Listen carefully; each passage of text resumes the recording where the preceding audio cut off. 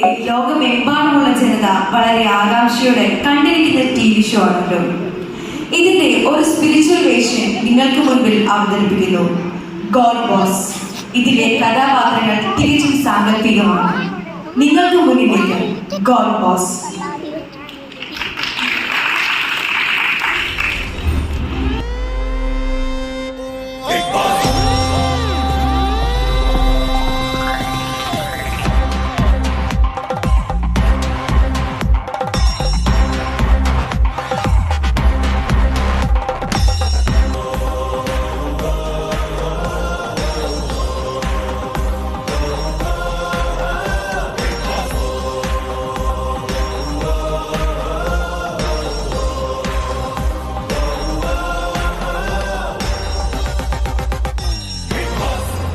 ഒമ്പതാം ദിവസം രാവിലെ 8 മണി.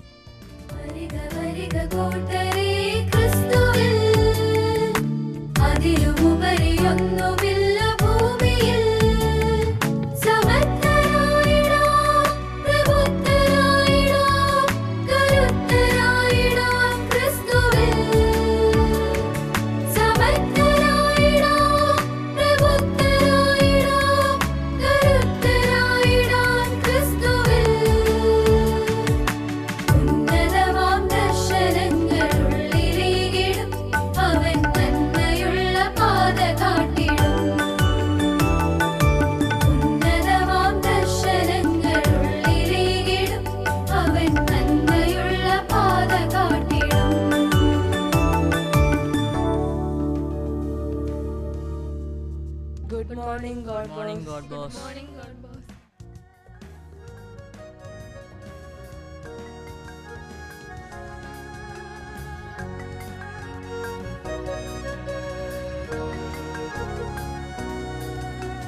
ചേച്ചി, ഇതിലേത് ഒഴിക്കണ്ടേ? എടി ഇതൊഴിച്ചാ മതി. എടി മാറ്റി തുമ്മ. നമ്മളെ കണ്ടുള്ളൂ ചേച്ചി. നിങ്ങൾക്ക് സജഷൻസ് ഉണ്ടെങ്കിൽ ഇപ്പോൾ പറയാം.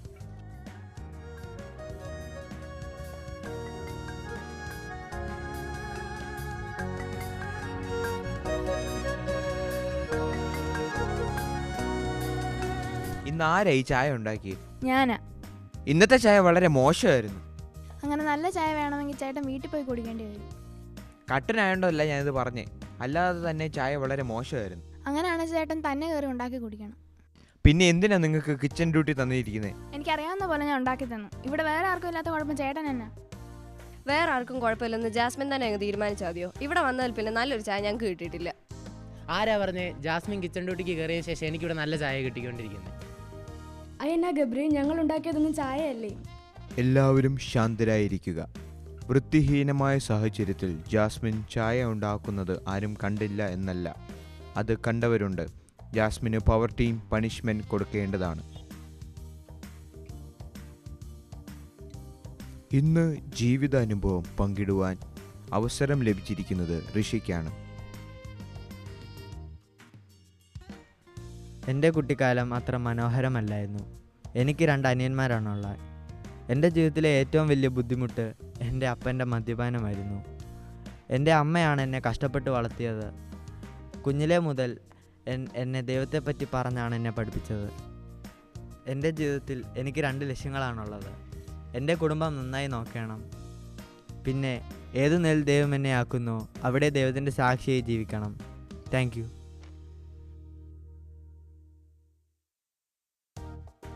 ജാസ്മിൻ മൈക്ക് ധരിക്കുക. എത്ര തവണ പറയണം ജാസ്മിൻ മൈക്ക് ധരിക്കണമെന്ന്? നിന്നോട് പറഞ്ഞാൽ മനസ്സിലായില്ലേ? ലെക്ചർ പഠിച്ചിൻ്റെ പോയിന്റ്സ് പോയാലുണ്ടല്ലോ. പോയിന്റ്സ് പോയ ചേച്ചി എന്നെ എടുക്കും. നീ പോതി. നിങ്ങളുടെ 2ാം ആഴ്ചയിലെ ക്യാപ്റ്റൻസി ടാസ്ക് ഇവിടെ നടക്കാൻ പോകുന്നു. ടാസ്ക് ഇതാണ്. ഗാർഡൻ ഏരിയയിൽ ഒരു നിശ്ചിത സ്ഥലത്ത് ചെളിയിൽ പന്തുകൾ സൂക്ഷിച്ചു വച്ചിട്ടുണ്ട്. ഏറ്റവും കൂടുതൽ പന്തുകൾ ശേഖരിക്കുന്നവരാണ് ഈ ടാസ്കിലെ വിജയികൾ. Good luck God boss. ഒരു കാരണവശാലും ആരെയും ജയിപ്പിക്കാൻ സമ്മതിക്കരുത്. ബോളെല്ലാം കളക്ട് ചെയ്ത് എൻ്റെ കൊട്ടയ്ക്കകത്ത് കൊണ്ടിടണം. ഞാൻ ക്യാപ്റ്റനാകാം. അതായിരിക്കും നിനക്കും എനിക്കും നല്ലത്. ഗെയിമിന് ശേഷം കൺഗ്രാറ്റുലേഷൻസ് അർജുൻ. Thank you. റോക്കിയും സിജോയും പ്ലാൻ ചെയ്യുന്നത് ഞാൻ കേട്ടായിരുന്നു. എനിക്ക് സ്വന്തമായി കഴിവുണ്ടെന്ന് ഞാൻ വിശ്വസിക്കുന്നില്ല. എന്നാൽ നിരാശപ്പെട്ടിരിക്കുന്ന സമയത്ത് നമുക്ക് വേണ്ടുന്നത് നൽകുന്ന ഒരു ദൈവം ഉണ്ട്. ഞാൻ ഉദ്ദേശിച്ചതിനപ്പുറമായി എൻ്റെ ദൈവം നടത്തി. ഇത് നിങ്ങളുടെ ഗോഡ് ബോസ് വീട്ടിലെ ഏറ്റവും പ്രധാനമായ ടാസ്കുകളിൽ ഒന്നാണ്. എല്ലാവരും എത്രയും വേഗം ഗാർഡൻ ഏരിയയിൽ വരിക. ഹാസ്യം, കരുണം, ശൃംഗാരം, ഭയാനകം, രൗദ്രം, പുച്ഛം. ഇവിടെ ബാക്കിയുള്ള ധൃതിയിൽ ടാസ്കിന് വേണ്ടി പോകാൻ നിൽക്കുമ്പോൾ അവരൊരു പൊച്ചം വാട ഇവിടെ.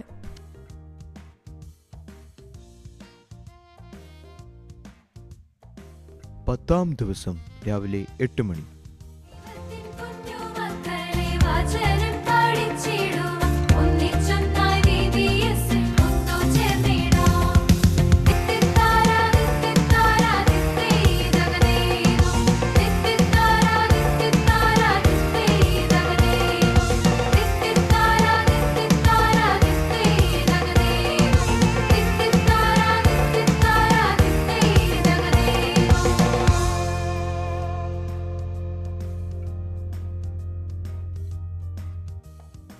ഇന്നത്തെ മോർണിംഗ് ടാസ്ക്, ഋഷി പോയി ലോട്ട് എടുക്കേണ്ടതാണ്.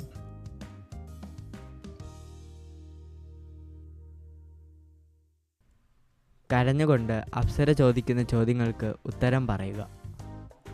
നിനക്ക് ഡാൻസ് കളിക്കാൻ അറിയാവോ? ജനിച്ചപ്പോൾ തൊട്ട് അറിയാൻ തോന്നുന്നു. നീ രാവിലെ എല്ലാം കഴിച്ചോ? ഇല്ല, ഇവരൊന്നും തന്നില്ല. നീ എന്നെ എന്നോട് മിണ്ടാത്തേ? കണ്ടാ മിണ്ടാൻ തോന്നത്തില്ല. നിനക്ക് ഇവിടെ ഏറ്റവും ഇഷ്ടം ആരെയാ? എൻ്റെ അർജുൻ കുട്ടനെ. ഏറ്റവും ഇഷ്ടം അല്ലാത്ത ആരെയാ? നിന്നെ. അതെന്നാ? ആദ്യം കണ്ടപ്പോൾ പാവാൻ തോന്നി, പിന്നെ ശരിക്കുള്ള സ്വഭാവം മനസ്സിലായി.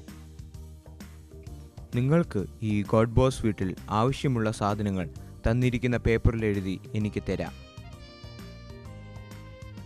ഗോഡ് ബോസ്, ഞങ്ങൾക്ക് തരാമെന്ന് പറഞ്ഞ സാധനം ഇതുവരെ ഞങ്ങൾക്ക് തന്നിട്ടില്ല. ഞങ്ങൾക്ക് അത്യാവശ്യമായിട്ടുള്ള കാര്യങ്ങൾ മാത്രമാണ് ഞങ്ങൾ ചോദിച്ചത്. ഇത് ഞങ്ങൾ പ്രതീക്ഷിച്ചില്ല. അടുത്ത ദിവസം ഭക്ഷണം തീർന്നു. നിങ്ങൾ ലിസ്റ്റിൽ എഴുതിയ സാധനങ്ങൾ എല്ലാം സ്റ്റോർ റൂമിൽ വെച്ചിട്ടുണ്ട്. ഞാൻ വാഗ്ദാനം ചെയ്ത സാധനങ്ങൾ ഏറ്റവും ഉചിതമായ സമയത്താണ് എത്തിച്ചിരിക്കുന്നത്. Okay god boss, thank U.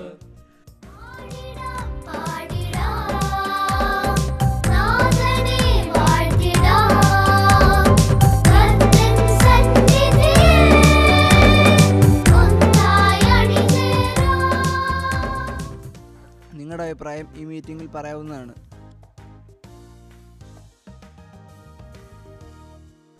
Jasmine എപ്പോഴും ഗബ്രിയുടെ കൂടെയാണ്. അവർ ആരോടും മിണ്ടാൻ ശ്രമിക്കാറില്ല. ഇവിടെയുള്ള എല്ലാവരോടും മിണ്ടി. ബന്ധം സ്ഥാപിക്കാൻ ശ്രമിക്കുമ്പോഴും ഗബ്രിയും ജാസ്മിനും എപ്പോൾ നോക്കിയാലും ഒരുമിച്ച് അവരുടെ ഒരു ലോകത്താണ്. ക്യാമറ സ്പേസ് കിട്ടാൻ വേണ്ടിയാണ് അവർ ഈ കോപ്രായൊക്കെ കാണിക്കുന്നത്. ഇങ്ങനെയുള്ളതൊക്കെ കാണിച്ച് അവർക്ക് വോട്ട് കിട്ടുമെന്ന് അവരുടെ വിചാരം. എന്നാൽ വിവരമുള്ള ആൾക്കാർ ഒരിക്കലും ഇങ്ങനെ ഒരു ഫേക്ക് ലവ് ട്രാക്കിന് വോട്ട് കൊടുക്കില്ല, അതെനിക്ക് ഉറപ്പാണ്.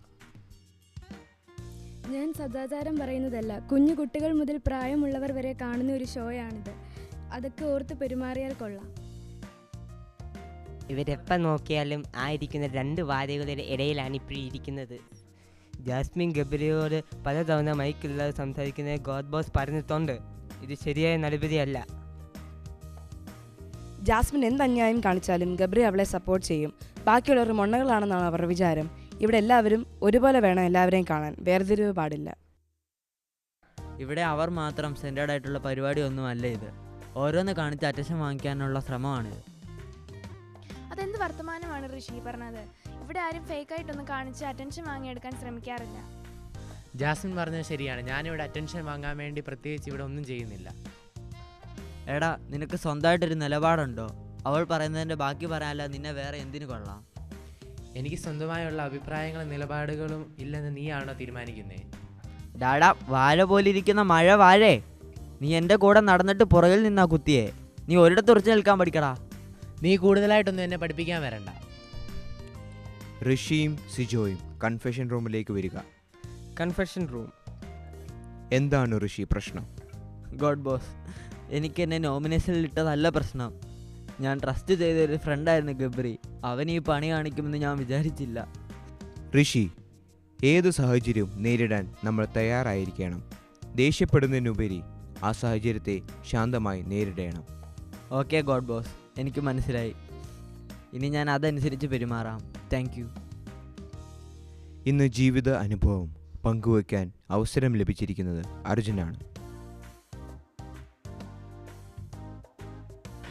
പണ്ട് സ്കൂളിൽ പഠിക്കുമ്പോൾ തന്നെ ഒരുപാട് ബോഡി ഷേമിംഗ് അനുഭവിക്കേണ്ടി വന്നിട്ടുണ്ട്. എൻ്റെ കൂട്ടുകാർ തന്നെ പറയുമ്പോൾ എൻ്റെ ജീവിതത്തിൻ്റെ ഉദ്ദേശം പോലും എനിക്കറിയാതെ വന്നിരുന്നു. എനിക്ക് മാത്രം ദൈവം കഴിവൊന്നും തന്നില്ല എന്ന് പറഞ്ഞ് ഞാൻ ഒരുപാട് കുറ്റപ്പെടുത്തിയിട്ടുണ്ട്. നിങ്ങൾ ശ്രദ്ധിച്ചു നോക്കിയാൽ അറിയാം, എൻ്റെ റൈറ്റ് ഹാൻഡ് ലെഫ്റ്റ് ഹാൻഡിനേക്കാളും ചെറുതാണ്. ദൈവം ഒരു കഴിവും കൊടുക്കാതെ ആരെയും ഈ ലോകത്തേക്ക് വിടില്ല. അത് കണ്ടെത്തി നാം വളർത്തണം. അങ്ങനെയാണ് ഇപ്പോൾ എനിക്കൊരു മോഡലായിട്ട് നിൽക്കാൻ സാധിക്കും.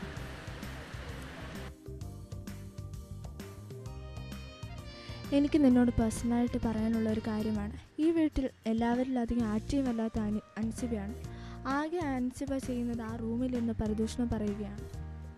ചേച്ചി എന്തു ഈ പറയുന്നത് കേട്ടാൽ ചേച്ചി ഭയങ്കര ആക്റ്റീവാണെന്നാ. പവർ റൂമിലുള്ളതുകൊണ്ടല്ലേ ഇത്രയും നിൽക്കുന്നത്. ചൂടാവാൻ മാത്രം ഞാൻ എന്തുവാ പറഞ്ഞേ? ഞാൻ നിന്നോട് പേഴ്സണലായിട്ടല്ലേ പറഞ്ഞേ?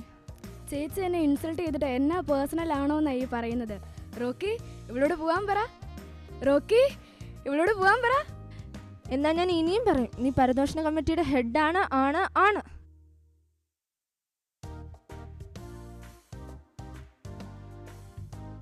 Evening task. ജാസ്മിൻ ലോട്ട് എടുക്കേണ്ടതാണ്. ജാൻമണി എനാക്ട് ചെയ്യണം. ജാനു ആ, എന്ത് ചെയ്തോണ്ടിരിക്കുക? മേക്കപ്പ് ആണോ? ഞാൻ മേക്കപ്പ് ചെയ്യാറില്ല, ഞാൻ സുന്ദരിയല്ലേ. സുന്ദരിയൊക്കെ ഓക്കെയാണ്. ഈയിടെ കുറേ ലിപ്സ്റ്റിക്ക് കാണാനില്ല. അത് ജാസ്മിൻ്റെ കാണുന്നത്, ഞാനൊന്നും എടുത്തിട്ടില്ല. അവളുടെ റെഡ് ലിപ്സ്റ്റിക് ചോദിച്ചിട്ട് എനിക്ക് തന്നില്ല.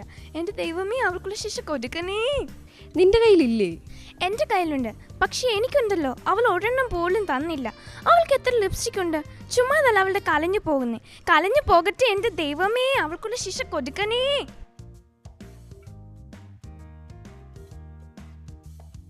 നിന്നോട് ബോളെല്ലാം കളക്ട് ചെയ്ത് എൻ്റെ കൊട്ടയെ കൊണ്ടിടാനല്ലേ പറഞ്ഞേ, പിന്നെ നീ എന്നെ പുറയുന്ന കുത്തുവാ. ഇവിടെ ഇൻഡിവിജ്വലായിട്ടുള്ള കളിയാണ്, ഗ്രൂപ്പല്ല. നമ്മൾ രണ്ടുപേരും കൂടെ അല്ലേ തീരുമാനിച്ച്. ഇപ്പോൾ എന്താ എൻ്റെ സ്വഭാവം മാറുന്ന തന്നെ? ഞാൻ എപ്പോഴേലും നിന്നോട് സമ്മതം മൂളിയോ? എടാ മോനെ സിജോ, നിനക്ക് എന്നെ അറിഞ്ഞൂടാ. അറിയാൻ മാത്രം നീ ആരാടാ? മാറിയിക്കടാ.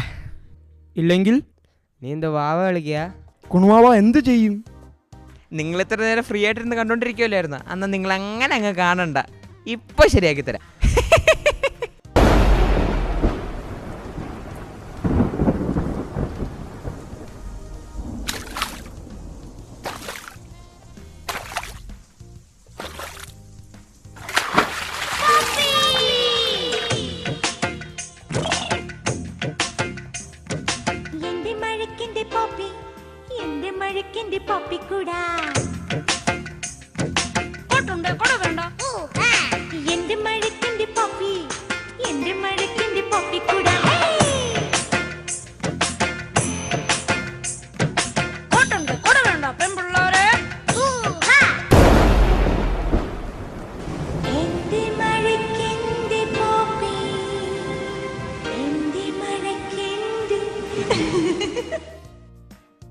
யோகி பாலக்குடி குடிக்க மாட்டேன்னே நீ என்ன பண்ணுவ?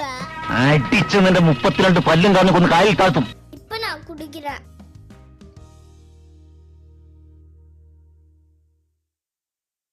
താടിന്ന് കൈ എടുക്കടാ.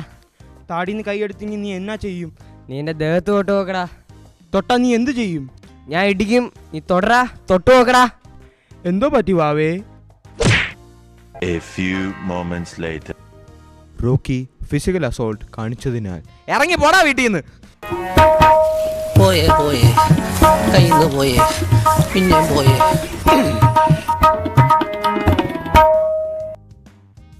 എല്ലാവരുടെയും ശ്രദ്ധയ്ക്ക്, സിജോയ്ക്ക് ദൈവകൃപയാൽ ഒരു കുഴപ്പവുമില്ല. എന്നാൽ ഒരു ദിവസത്തിൻ്റെ റെസ്റ്റ് ആവശ്യമുണ്ട്. ദൈവം സിജോയുടെ കൂടെ ഉണ്ടായിരുന്നു. സോറി, നിങ്ങളല്ലേ ഇറങ്ങണ്ടേ? ഇതാണ് ആളിറങ്ങാൻ വൈകി കഴിഞ്ഞ് ഞാൻ ഇറങ്ങിപ്പോകും. അങ്ങനെ 2 വണ്ടി വരെ നഷ്ടപ്പെട്ടു. ഞാൻ പോകുന്നു. Bye bye.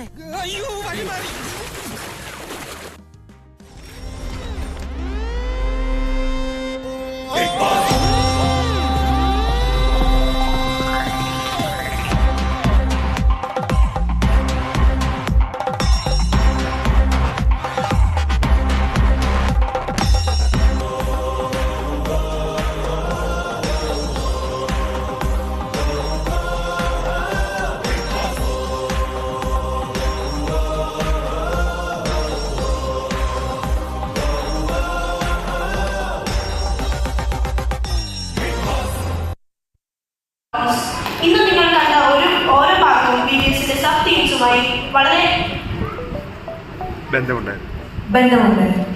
ദൈവിക വാഗ്ദത്തം, ദൈവിക പെരുമാറ്റം, ദൈവിക പരിപാലനം, ദൈവിക സംരക്ഷണം, ദൈവിക വരപ്രസാദം, ദൈവിക ദർശനം, ദൈവിക പദ്ധതി. ഇതിൽ അഭിനയിച്ചവരോടും സ്ക്രിപ്റ്റ് എഴുതിയവരോടും റെക്കോർഡ് എഡിറ്റ് ചെയ്തവരോടുമുള്ള നന്ദി അറിയിക്കുന്നു.